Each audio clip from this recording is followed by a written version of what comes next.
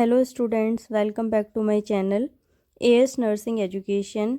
आई hope आप सब लोग अच्छे होंगे। चलिए तो टॉपिक स्टार्ट करते हैं, एंसेफेलाइटिस। तो चलिए स्टार्ट करते हैं इंट्रोडक्शन के साथ। Encephalitis is a rare but serious disease. Encephalitis बहुत ही रेयर है लेकिन सीरियस डिसीज़ है। Encephalitis is an inflammation of the brain tissue. और एंसेफेलाइटिस होता क्या है, ये ब्रेन टिश्यू के इन्फ्लेमेशन होते हैं। The most common cause is viral infection. जो इसका मोस्ट कॉमन कॉज है वो क्या है, वायरल इन्फेक्शन है। In rare cases it can be caused by bacteria और इवन फंगाई। ये काफ़ी केसेस में जो हमारे होते हैं उसमें बैक्टीरिया और फंजाई से भी हो जाता है। Now come to the definition. Encephalitis is an inflammation of the brain tissue. Encephalitis क्या होता है, ब्रेन टिश्यू का इन्फ्लेमेशन होता है। द इन्फेक्शन में बी बैक्टीरियल और वायरल। जो इन्फेक्शन है ये बैक्टीरियल भी हो सकता है और वायरल भी हो सकता है। इन सम केसेस एंसेफेलाइटिस में be the result of N immune system disorder. और काफ़ी केसेस में जब हमारा इम्यून सिस्टम हो जाता है इधर उधर तो उससे भी ये हो सकता है। अब एंसेफेलाइटिस और मेनिंजाइटिस में फ़र्क क्या होता है। मेनिंजाइटिस क्या है, inflammation of brain layers.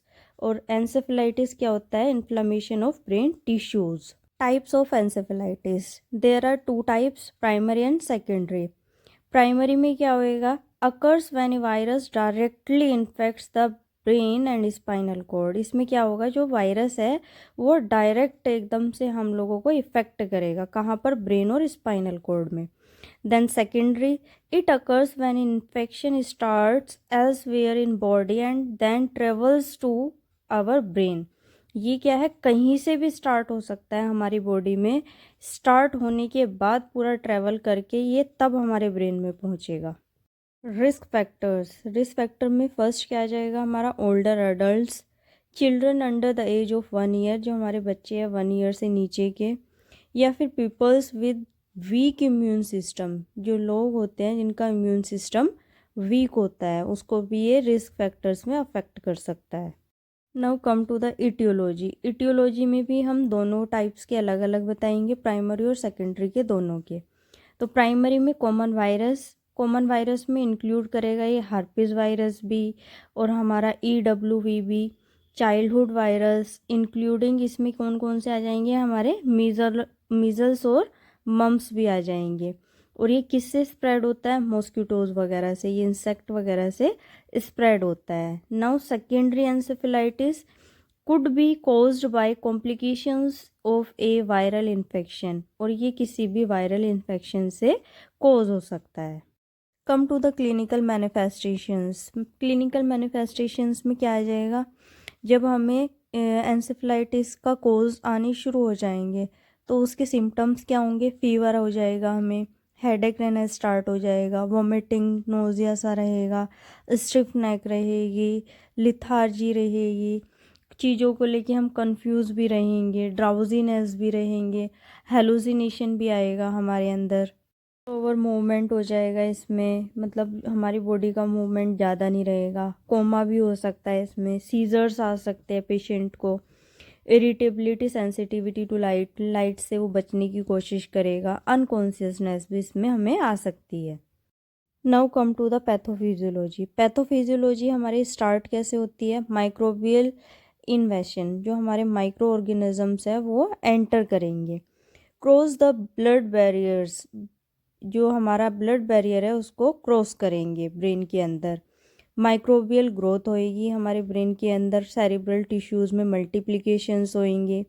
Then जब मल्टीप्लिकेशंस हो जाएंगे तो इन्फेक्शन हो जाएगा, इन्फेक्शन होने के बाद हमें हेमरेज होएगा, हेमरेज होने के बाद एडिमा होएगा, और एडिमा होने के बाद हमें एंसेफेलाइटिस के कोजेज़ और सिम्टम्स आने स्टार्ट हो जाएंगे। Now the complications. कॉम्प्लिकेशंस में क्या आ जाएगा, ब्रेन से रिलेटेड डिसीज़ है तो ब्रेन से रिलेटेड सारे फंक्शंस डिस्टर्ब होंगे, जैसे लॉस ऑफ मेमोरी, हमारे बिहेवियर चेंज हो जाएगा, एपिलेप्सी, दौरे पड़ने स्टार्ट हो जाते हैं, फटीग हो जाएगा, फिजिकल वीकनेस आ सकती है, इंटेलेक्चुअल डिसेबिलिटीज़ आ सकती है, लैक ऑफ मसल कोऑर्डिनेशन, हम अपनी मसल्स को कोऑर्डिनेट करने में भी एबल नहीं होंगे, विज़न प्रॉब्लम हो सकती है, हियरिंग प्रॉब्लम हो सकती है, हमारे टिश्यूज़ में भी प्रॉब्लम आ सकती है, कोमा हो सकता है, डिफ़िकल्टी इन ब्रीदिंग करने में भी डिफ़िकल्टी हो सकती है, इवन डेथ भी इसमें हमारी हो सकती है। कम टू द मैनेजमेंट में हमारा फर्स्ट क्या आ जाएगा, फार्माकोलॉजिकल मैनेजमेंट। फार्माकोलॉजिकल में हम एंटी इन्फ्लेमेटरी ड्रग्स देंगे। क्यों? क्योंकि हमारे ब्रेन का इन्फेक्शन है।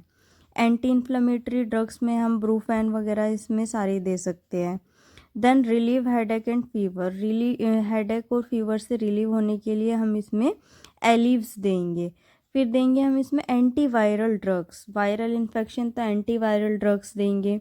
फिर इसमें हम क्या दे सकते हैं, और जोविरेक्स भी हमें इसमें प्रोवाइड कर सकते हैं पेशेंट को। मैनिटोल दे सकते हैं हम इसमें, डेक्सामिथासोन दे सकते हैं, मोस्ट कॉमन मेडिसिन है ये हमारी। एंटीबायोटिक्स दे सकते हैं, विटामिन और मिनरल का सप्लीमेंट भी हम इसमें प्रोवाइड कर सकते हैं। और फ्लूइड इलेक्ट्रोलाइट इम्बैलेंस को हम बैलेंस करने के लिए आईवी फ्लूइड थेरेपी दे सकते हैं, इसमें हमारा डोपामाइन आ जाएगा। फिर आती है हमारी एंटी कन्वल्सिव ड्रग्स भी हम इसमें प्रोवाइड कर सकते हैं अपने पेशेंट को। Come to the diagnosis of encephalitis.